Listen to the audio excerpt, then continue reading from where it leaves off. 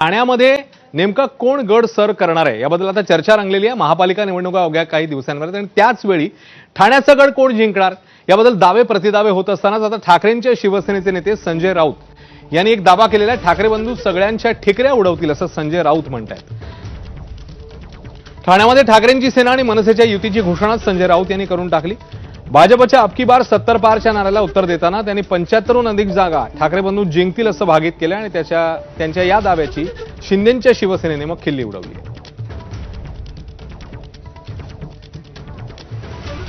आम्ही आणि मनसे ठाण्यामध्ये लढणार आणि सत्तेवर येणार। आमचाही नारा 75 पार आहे। बोला, आमचाही नारा 75 पार। ते म्हणतात 70 पार, आमचा 75, आमचा 75। अहो दोन ठाकरे आहेत ना, दोन ठाकरे सप्पे भारी। आव्हाड पण असणार का सोबत? बघा, ह्याच्यावर चर्चा होत राहील। हा सोबत आहे का, तो सोबत आहे का।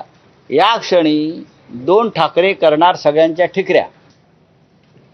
एकीकडे ठाकरेंच्या शिवसेनेच्या वतीने संजय राऊत यांनी हा दावा केलेला असतानाच महायुती आणि मनसेच्या नेत्यांचं या सगळ्या संदर्भात काय म्हणणं आहे, त्यांनी नेमकं काय मुद्दे मांडलेत ते बघूया।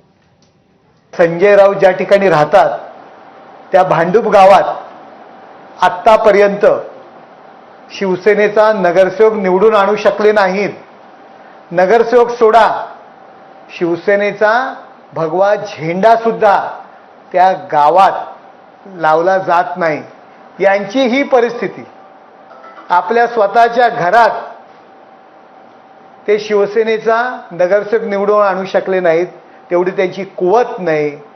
संजय राऊत काय बोलले? की ठाण्याचा सर्व सीट हे उद्धव गट जिंकणार आहे। कुठल्या? मेंटल हॉस्पिटल मधल्या? जरूर, त्यांना ते स्वप्न पडत असतं रात्री। मेंटल हॉस्पिटल मधल्या जेवढ्या काही सीट आहेत त्या सगळ्या उभाटा गट जिंकणार आहे। संजय राऊत रोज नवीन नवीन घोषणा करतच असतात। विधानसभेलाही त्यांनी घोषणा केल्या होत्या।